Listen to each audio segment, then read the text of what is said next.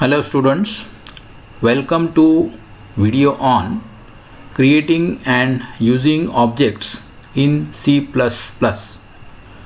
In previous video we have seen how to define a class. Now using that class we are going to create objects. In this video we will see how to create an object of a class type, memory allocation for objects, how to calculate size of object in bytes, how to access member functions using object, and sample C++ program using class and object. Now let us see how to create an object. Once a class is defined, the objects created of that type of class. The first step should be defining a class, and once it is defined, you can create. Thus, you can say that the objects are nothing but the variables of the type class.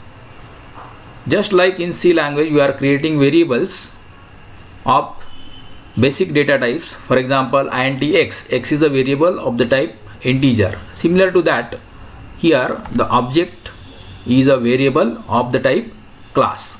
So your class is acting as a data type. In other words, you can say class variables are objects. The variables of class are objects. This is the general form of creating objects. First of all, you have to start with the class name. Whatever the class you have defined, use that class name followed by the list of objects. So this object can be any identifiers. You can create n number of objects, object 1, comma object 2, and so on. You can create n number of objects ending with semicolon. For example, in previous video we have created class or defined class item. Now using that class item, I am creating here two objects named it1 and it2. So it1 and it2, these two objects are created now of the type class item. So in this way, this is a simple way of creating objects. It is just like creating variables or declaring variables. Similar to the variables, you can create the objects of the type class. Now let us see how the memory is allocated to objects. The memory space for objects is allocated when they are created. So when you create the objects using that format just we have seen, at that time the memory is allocated. The member variables hold different values for different objects. So in the class we have declared various member variables. These are called as data members. Every variable is holding different value, and for that the memory space is required. So every object is having different set of variables or different set of data members, and they are holding different values for different objects. So memory space for member variables is allocated separately for each object. Actually, the memory is allocated to variables, and combinedly it is allocated to object. Every object separate memory space is allocated. Now for members, that is the variables, the memory space is allocated but separately, but for member functions the separate memory space is not allocated for the objects. The common memory space is shared by all member functions for all objects. So in a class, if there are two member functions, so these two member functions will be available in the memory, and they are commonly shared by the multiple objects. So in this way, the objects are having different variables or the memory for variables separately for each object, but for member functions there is no separate memory. It is commonly shared by all objects. Let us understand with the help of diagram or a figure. So here see member function 1 and member function 2. So these member functions are created when functions are declared in a class, and once these member functions are created, these are common for all objects. You may create one object, you may create n number of objects. These member functions, these memory will be common for all objects. Now regarding the objects, let us say object 1 is created. So here the memory is created for object 1, and in that object 1 there are 3 variables, for example variable 1, variable 2, variable 3. So like this, some memory space for variable 1, some memory space for variable 2, some memory space for variable 3, and the total memory space for object 1. So like this, the memory is allocated for object 1. If you create second object, the similar type of memory again will be allocated for object 2. Object 2 is having its own set of variable values, its own separate memory. Again similarly, object 3 is having its own set of variables, and this set of variables are having their own values, and every variable is occupying certain memory space. So in this way, the object 1, object 2 and object 3, every object is separately created in the computer's memory, and they are occupying separate memory space for their own variable set. But for member functions, the common memory space is used. So all these 3 objects will commonly share the memory space of these 2 functions, that is member function 1 and member function 2. So this is the scenario of memory allocation for objects within the computer's memory. Let us understand with the help of example. Now suppose I declared the class item having 3 data members, that is item number of integer type, name of character, that is a string type of data, cost float type of data. So then in the public section I have defined the get data function, member function, then I have declared and defined put data function and end of the class. So this is the complete definition of a class which includes data members, 3 data members and 2 member functions. Now after that, the next step is create objects. So here I have created 2 objects, it1 and it2 of the type item. What is item? Item is a class. See here. So class item. So this is the name of the item. So this name of the item I used to create the object it1 and it2. So in this way, it1 and it2 are the objects of the type class item.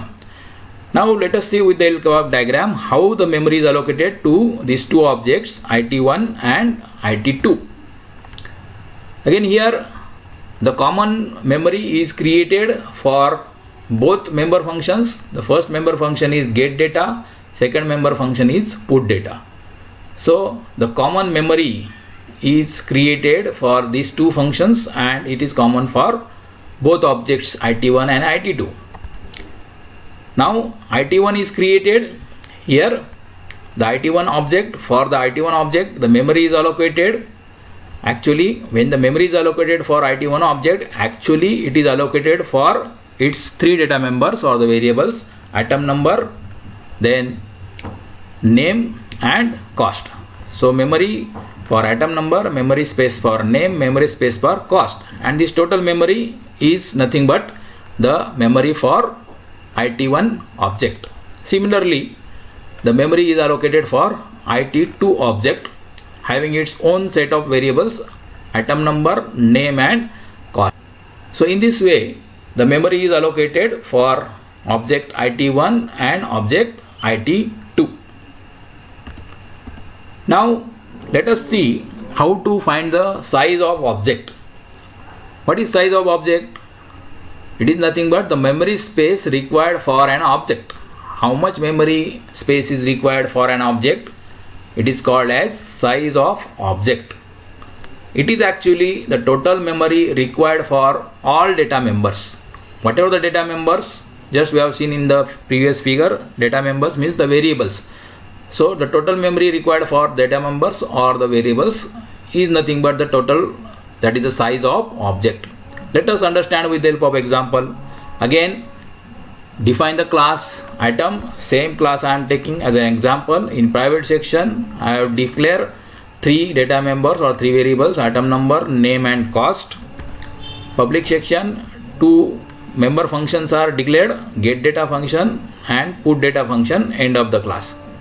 So here now memory will be allocated for these 3 data members for one object. Again the memory for separate memory for 3 data members for another second object. But for this get data and put data, common memory will be allocated, just we have seen in the last slide. Now the objects are created, IT1 and object IT2. Now how to calculate the size of object IT1? So size of object IT1. So what is this? Here we have seen it is nothing but the total memory required for all data members. Now which are the data members? Data members are item number, name and cost. Now here it is calculated as size of atom number. Size of atom number means what? The how much memory space, that is the number of bytes, memory bytes required to store atom number variable. It is 2 bytes. Why it is 2 bytes? Because atom number is declared as integer. So for integer 2 bytes are required. Plus size of name. So now name is a character type array. See here char name 15. So 15 characters. 15 characters means how much memory? 15 bytes. So here 15 bytes memory will be allocated for name data member plus size of cost. So the cost, for cost 4 bytes memory will be allocated. Why? Because cost is declared as of float data type. For float data type 4 bytes memory is allocated. So like this here, what is the total? The total is 2 plus 15 plus 4 is equal to 21 bytes. So here 2 plus 15 plus 21 bytes. This is the total size of object IT1. So in this way you can easily calculate the size of any object. To find the size of any object, it is very simple. Just go on adding the size of individual data member or individual variable, get the total, and that is nothing but the size of object. See in this figure, the IT1 object, the size is 21 bytes, means 21 bytes memory is allocated for object IT1. How this 21 comes? It is nothing but the total of all these 3. That is 2 bytes for item number, 15 bytes for name, plus 4 bytes for cost. So 2 plus 15 plus 4, total 21 bytes. So in this way you can calculate or find out the size of an object, that is the memory space occupied by that object in the computer's memory, which is nothing but the total of the memory space allocated for individual variable or data members. Now let us see how to access the class members. So which are the class members? There are 2 members of the class.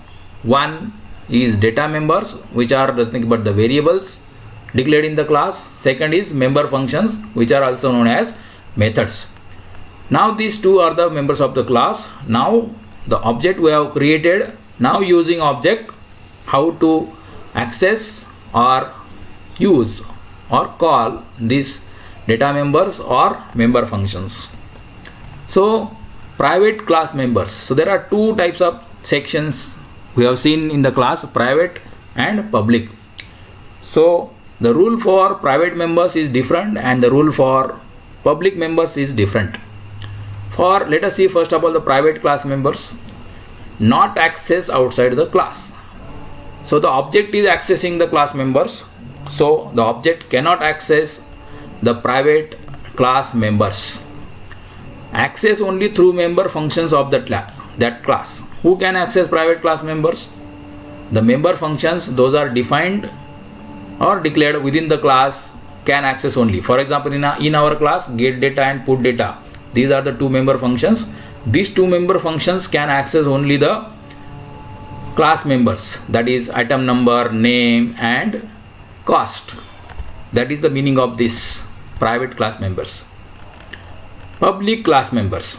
In the public class members, now as it is a public, means it is publicly available, it is outside the class, are accessed and using object and dot operator. So these public class members are accessed outside the class using object and dot operator. Accessing member function means calling function using object.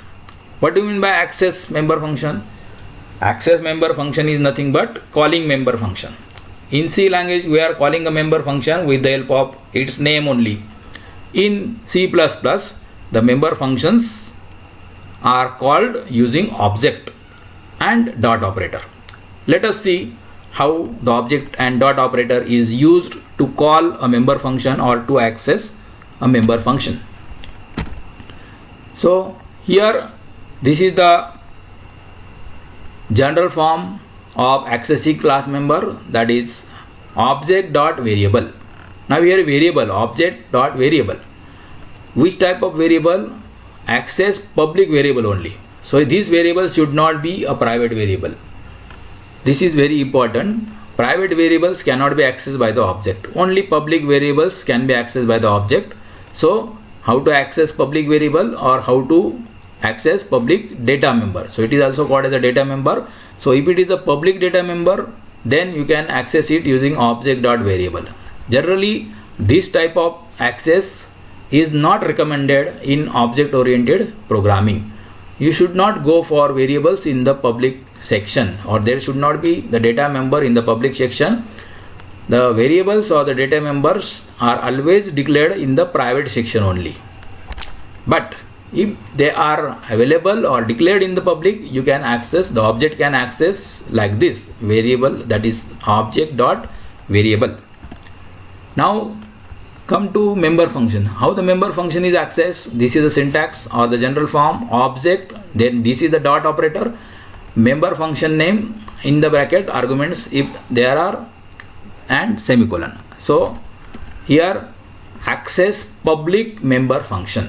So like this you can access the public member function of the class. For example, here it1 dot get data. What we are doing here? Access member function using object. Which is the object? it1. Which is the member function? Get data, and in between there is a dot operator. Second example, it2 dot put data. Here put data function is being accessed by the object it2. So here we are calling function using object.